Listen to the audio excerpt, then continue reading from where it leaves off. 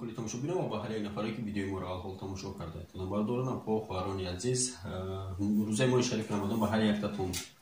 مبارک باشه. با الله مهربان در ماه شریف رمضان هر عبادتی که شما میکنین و یا که هر یک کاری که خیر میکنین خداوند یعنی که در نام اعمال هر یک شما ثواب نوشته شود و هر نفری که گناه داره یا که دیگر یک کمبودی داره ان شاء الله این ماه شریف رمضان ماه بخششه و میتونه که یک دیگرتون بخشین و کم پسرت سکنین که در ماه شریف رمضان بسیارتر یک نفر دستگیری کنین یا که یک کار خیر و یا که اگر مثلا نمیتونی پروست همین خیلی خیر کردم نمیتونی شرایط نداره همین پروست در حق یک برادر دعا کنی ان شاء الله که همین هم خداوند مهربان یعنی که خیر منه سبب داره. دید بدون بسیاری از ما یعنی که بسر مقصد بیم بسیاری از ما زنگ میزنید و به ما جواب دادن نمیتونیم یا که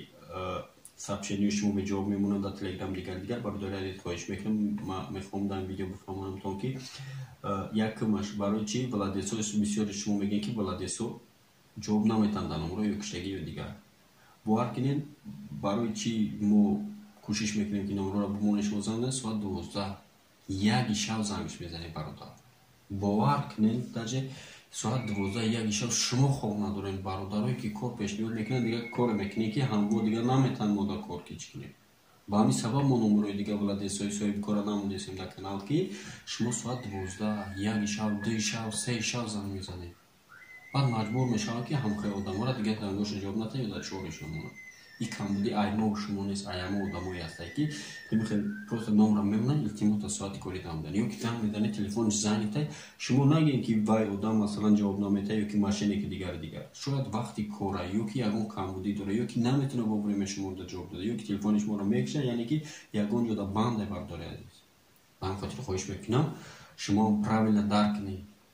او آدمایی که خیلی نفرایی که هستن مثلا هر خیلی گپ چپ می‌نویسن در کامنت‌ها برادر عزیز یگان تشبوه نکنیم و یا پروس ابو کارهای هستن که نمیخوان شما یک نفری که بیکاره صاحب جای کار شود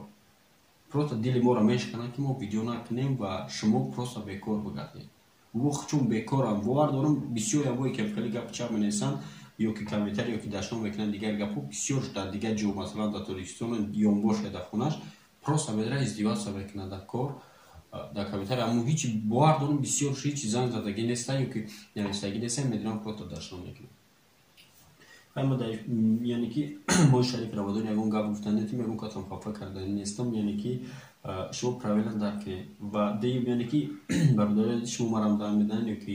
مثلا مینویسین مردم اما بریم جواب دادن میتونم برای شما برادر که من کروم یوتیوب با کار میکنم خدمت من واقعا جواب دادن میتونم که پس راست میکنم که ای بگه ساعت 8 بگه اون طرف ترجمه خدمت تو ساعت 8 کار میکنم بعد ای 8 میبرم این کار پس راست میکنم که دادنگوش ما جواب میدم که بنویسم در واتساپ تو یعنی بعد حالتون جواب تو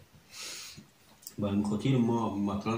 همه وقت یعنی که در درون سوهای یوتیوب نمیتونیم استفاده برای چی به خاطر که مغایف برات مورا کار میگم و ویدیو میکنیم میفهمیم شما مثلا میتونید که دادن که معلومات بگیرید در بورا در ساعتی وقتای خالی کی به اون خاطر ما واقعا نمیتونیم برای که گیم ما پروست ویدیو میکنیم پیشنهاد شما میکنیم شما باید زنگ بزنید صاحب کار و قد صحبت کنید به همین سبب پس راست میکنیم که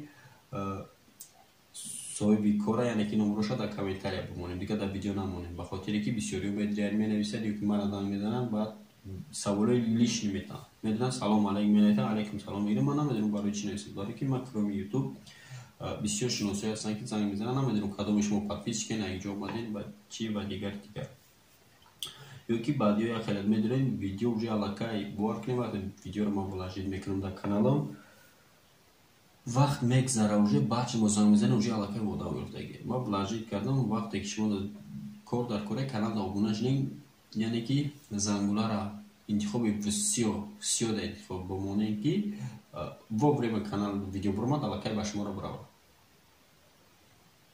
به همین خاطر و بسیاریتون دیر میکنیم به چی سبب به خاطر که پادپیسات نکردگی هسته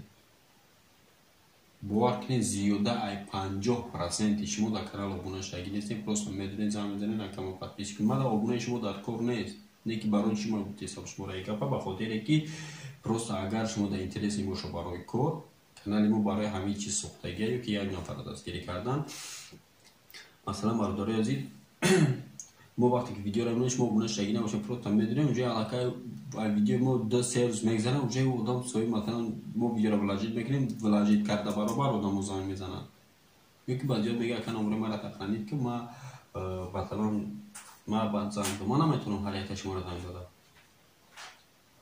و هم خودی ما را پراویلندر کنیم و وقت رو به نهایت یعنی غنیمت بدونیم وقتی در کانال ابونه شین обязательно ویدیو برامد شما прямо میتونید که زنگ بزنید و صاحب کارا خیلی صحبت کنید و کدومش که جواب نمیتونید که اون چیزی که من گفتم کمبودی نیست ای شاید یگان زنگ باشه صاحب کار و برداره دید ما هر روزا کار بسیارتر برای چی یوتیوب دادن میکنیم ما گوچ خیلی که گفتم زنگ بدن میتونیم یعنی که زنگ بشیم همین سبب ما تلگرام کانال ما ویدیو ها رو میپرتیم در روز هیچ نپاکیم اگر یه روز پس از میکنیم یک کار دکور ولاجیت کنیم مثلا که تلگرام ابیزات نه در کامنتار ذکر پیت کرده اید شما میتونید که بدرین تماشا کنین و جواب بونشین تیز کارهایی که میشه شباشوی دیگر ما در جا وارد میکنیم شما میتونید که همونجا دسترس کنید و هم خاطر انتظار شد انشاءالله که روزهای نزدیک کارا بسیارای و ما پروستا پس پروتا وقت نشدیست است که کارا را وارد کنیم انشاءالله که با پروژه های خوب داریم چقدر که ما در تلگرام گفتم پروژه های بنیاد خوب داریم که فکر شما در کرانه که شما دستگیری نمیکنین ما یگون چقدر انتقال کردن نمیتونم براتون دید هم خاطر دستگیری کنین انشاءالله که پیشروی باز هم خوب میشه ما بنیاد پلان های خوب داریم بنیاد نقش های خوب داریم که برای هر یک آدم غریب در کار میشه همین چیز برداره دید و هم خاطر انشاءالله انتظار شیم که روزهای نزدیک پروژه های نو میشه و کارهای خوب و обязательно ویدیوی کاری میشه و هم خاطر یکون وقت دلشکسته نشین و پس رسم میکنیم که کارا را در همه جا بکنیم مدیره شبکه همین جایی که ما یعنی که پیشنهاد میکنم که اگر شما ویدیو را دستگیری کنین لایک نمون در کار نیست لایک بسیار میگی لایک سوم دیگر یوتیوب سوم نمیگیرن از دیدن ما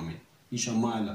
پروتو پادلیت کردن شما برای هم در کاری که بودم شاید یا کار داره ما پیشنهاد میکنیم که ما پیشنهاد شما میکنیم یا اینکه بیکار است یا بیکار شود هم خاطر حضور رحمت کنون که کدام تو اینجا ویدیو را قطعی منبد و گوش کرد و تماشا کرد تا آخر زنده و سربلند باشیم بردارید обязательно انتظار باشه ان شاء الله روزهای نزدیک کارو ببینیم و خوب میشه اونجا ویدیو تیوره فقط پس رسم میکنیم که ولاجیت کنیم در کانال تام زنده و سربلند باشید روزهای ماه شریف رمضان برای هر یک تا شما مبارک باشه السلام علیکم و رحمت الله و برکاته